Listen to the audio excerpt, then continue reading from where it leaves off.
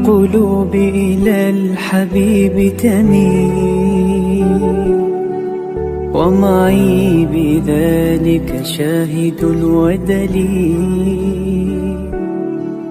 أما الدليل إذا ذكرت محمدا. Jadi jangan kira semua yang dilakukan Nabi itu terus Nabi menganggap itu syariat. Karena Nabi itu tadi, Nabi itu kalau tidak wajib ya tidak wajib. Ini penting kalau aturakan karena kita ini punya umat. Nyuwun sewu nggih, kula niku kiai nggih, ya anake kiai roh tenan. Wong tangga kula niku sing kerja teng Malaysia niku nggih kadang dadi buruh PRT, kadang seorang ibu-ibu buruh ning Hong Kong. Ape salate pamit ning Thailand terus colong-colongan. Banyak saudara kita sing ape salate colongan. Kula nu gadah santri, ibuke niku kerja teng Cina, ya ora rasane ngoreng babi. Nak esuk Ahad kon ngetero anake teng gereja. Niku hasil kerjane dingge ngirimi anake mondok. Terus kayak ngukumi piye? Jajal wajibno tarawih wong salat fardhu nyolong apa mbok wajibno napa? Kowe ora ora rasane dadi kiai apa kiai debutan yang ngene iku nak fatwa iku ora ora rasane probleme napa umat. Nggih nak padha kula nganti nangis, Gus kula nu kerja teng Cina kadang nggih goreng babi, kula nak Ahad kan ngetero anake teng gereja. Tapi anak kula mondok teng jenengan. Niku hukume kula sepundi? Piye mbok hukumi, mbok kon tarawih. Iki kula jawabe nggih, mumpun wae niku dilakoni donga sing ben wonten jalan keluar nggih. Hukume nggih mboten enten wong darurat. Wae niku dilakoni riyen nganti ana jalan keluar. Nah, cara kula Abu Rizal Bakri tak akan kerja gen kula. Tapi misalnya kula Abu Rizal Bakri kula ora iso mulang Quran, mulang hadis. Mergo sibuk musuhan mimpin Golkar. Akhirnya kan enggak ada pilihan. Kula nggih kula Abu Rizal nggih. Abu Rizal. Bahkan kula nate nangis gak ada santri niku. Ibu ini kerja teng Malaysia tukang cat. Nggih gelantungan teng tingkat. Tuh anake nggih nganti kasil ngalim. Anaknya mondok di Sidogiri, setelah itu di saya. Coba. Ayo nang kon tarawih.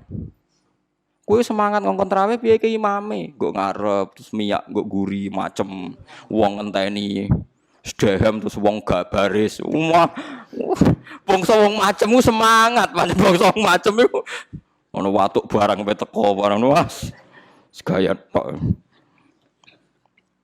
Lan kula seneng mbek Imam Bukhari wong alim alama nak salat ra tau ngimami anggere nang masjid Irak ku manggon pinggire saka terus makmum. Imam Bukhari bener juara ngimami. Giling-gilingan bahwa ulama itu udah harus gagah-gagahan dadi napa? Imam. Manggon ora saka. Bareng salat bar imame nyucuk iku sapa? Hadza huwa Shahibul Jami' Al-Bukhari iki ngalim-ngalime wong sing di kitab Jami' Bukhari. Dia ngoten tok. Ya, baru kuwi mirip Imam Bukhari. Jadi riyen ulama iku menjaga keikhlasan sampai begitu. Saiki seneng diperhatekno wong ngenteni kuwabe terus dhewe wong mirip terus ngimami. Umat ini macam-macam. Paham gitu. Terus umat sing soleh-soleh sing saiki tahta qabdil kufar yang saiki di bawah rengkuane wong kafir ku pirang. Mulane wonten pertanyaan kula nate ditanya sama ketika sejarah Cheng Ho napa? Laksamana Cheng Ho sing teng Sampokong Semarang niku. Itu dulu ketika beliau di Cina, itu kan ada silsilah sampai Rasulullah yang ditulis di Masjid Sampokong. Ketika dia di Cina itu enggak memperlihatkan Islamnya sampai jadi panglima. Andai kan dia memperlihatkan Islamnya maka enggak akan punya karir militer. Walhasil ketika dia mendapat tugas ekspedisi itu membawa pasukan 80 berapa gitu kapal besar itu. Terus dia ketika masuk Asia Tenggara mulai masuk Indonesia niku ngetokno Islami. Semua pasukannya dipimpin ala Islam, dijak bangun masjid di Semarang, di Surabaya, macam-macam. Ngetokno Islami. Terus para peneliti itu tanya saya, Pak Ba, apa memang ikhfaul Islam itu boleh? Menyembunyikan Islam itu boleh? Karena buktinya Cheng Ho itu ketika di Cina tidak memperlihatkan apa? Islam. Ya saya jawab, saya tidak punya hukum tentang itu. Tapi kalau sampean tanya tarikh, saya punya. Karena ini tidak baik difatwakan secara hukum. Kalau baleni malih iki. Ada masalah yang tidak baik difatwakan secara nopo hukum. Tapi kalau sampean tanya tarikhnya saya punya. Apa Pak Baik tadi? Abu Dzar ketika Nabi minoritas. Abu Dzar itu orang pedalaman. Ketika Islam masih minoritas kata Nabi, ya Abu Dzarrin kamu menyembunyikan Islam kamu saja, jangan memperlihatkan apa Islam. Nanti kamu dicincang sama umat kamu, sama kaum kamu. Nanti setelah saya menang, baru kamu boleh memperlihatkan apa Islam kamu. Sehingga dalam tarikh ya ada ad-da'watu sirron, apa ad-da'watu sirron, salat sembunyi-sembunyi. Lah itu hebatnya Rasulullah. Rasulullah sing ahabbul khalqi ila wa tahu ngalami salat sembunyi-sembunyi. Nggih mboten? Nabi Muhammad itu kekasih pangeran nate ngalami salat sembunyi-sembunyi. Begitu juga awal-awal Islam. Karena sampean saiki takok. Tapi saiki Islam wis kuat, sembunyi ya ora oleh, Gus. Kuat ora kuwe mergo wong akeh. Lah saiki saudara kita yang di Hong Kong, di Timor Leste, mungkin di Australia.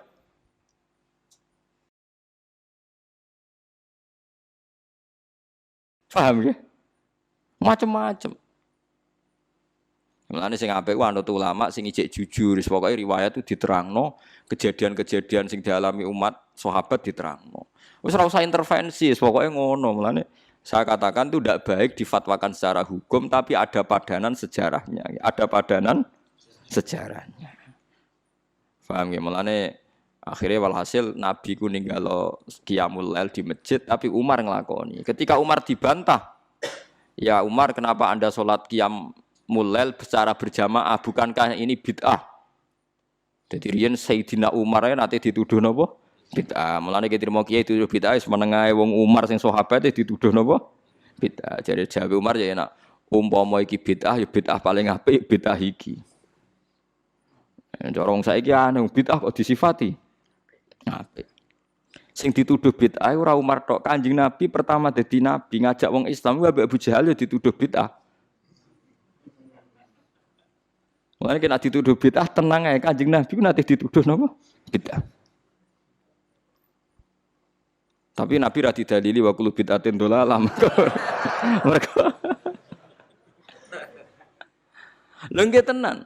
Sampeyan apal Quran niku wonten ayat ma ya'tihim min dzikrim mir rabbihim muhdas. Muhdas itu maknane apa? Sing dianyarno. Mulane Kanjeng Nabi ketika dituduh bid'ah terus ngendikane kul ma kuntu bid'am minar rusul.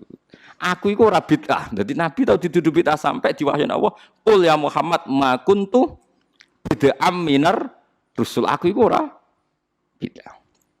Mergo sing darani bid'ah iku barang anyar. Barang anyar sing ora ana kembarane disebut bid'ah. Lah Nabi dadi nabi ora ana kembarane disebut bid'ah. Umar gawe traweh ora ana kembarane disebut bid'ah. Terus saiki wong rame-rame angger gak ana persis nabi disebut iku sak goblok-goblokan niku sak kalah-kalan. Bid'ah ngeten sampeyan tak terangno. Bukan karena saya orang pesantren mboten. Saya itu lebih hafal banyak hadis dibanding sing sithik-sithik nuduh bid'ah. Bid'ah itu begini loh. Bid'ah itu yang mesti dolal, yang mesti sesat. Itu mastadumatu syariah yang berhadap-hadapan dengan apa? Syariah. Tapi jika bid'ah itu menguatkan syariat, maka tidak musuhnya syariat, tapi bagian dari syariat. Jadi bid'ah yang dolala itu yang istodam. Istodam itu berhadap-hadapan. Mulane darane Saddam Hussein, Saddam Hussein bapake jenenge iku Saddam. Saddam maknane tukang nyeruduk. Lha iku bapake kasil ketika anake dadi Saddam Hussein itu tukang napa? Nyeruduk. Wong Arab nak darani tukaran Saddam. Istidam maknane apa? Benturan sing keras napa? Istidam. Nah, sing darani bid'ah dolala iku sing berhadap-hadapan istidam, berhadap-hadapan sama syariat.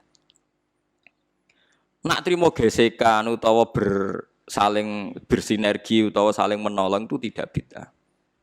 Nggih dalile gampang begini, ini hadis sahih. Kula boten bela NU ya ora bela Muhammadiyah, ora bela siapa-siapa. Ini cerita ilmu mawon, cerita ilmu. Ndak ada yang saya bela. Sahabat itu nanti, ini hadis sahih. Ada sahabat setelah i'tidal. Nggih setelah napa? I'tidal. Sama nak i'tidal ngafatno napa? Misalnya Rabbana walakal hamdu terus milu samawati wa mil ardi. Enggak milu ya bid'ah, Nabi macane mil'ah. Kabeh riwayat tuh Nabi macane mil'ah. Mulane kalau dia anak jenenge mil'ah tasbihah mergo Nabi macane Rabbana lakal hamdu Hakadha fi jam'i riwayat bi fathil hamzah. Terus jare Imam Nawawi wa jaza raf'ul hamzah ala annaha sifatun. Lah kebetulan kiai Indonesia ku nahune ku seneng sing gampang dadi Rabbana lakal hamdu mil'us samawati mergo dadi naat ku nerkipe luweh gampang. Tapi riwayate mil'a. Berarti nak riwayate mil'a maca mil'u.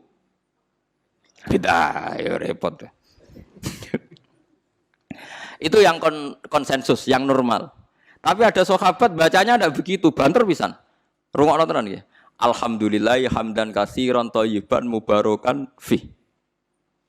Setelah sholat selesai Nabi itu aqbala biwajhi, Nabi balik kanan terus tanya, "Ayyukum yaqulu hadil kalimah?" Siapa tadi yang ngelafatkan kalimat itu?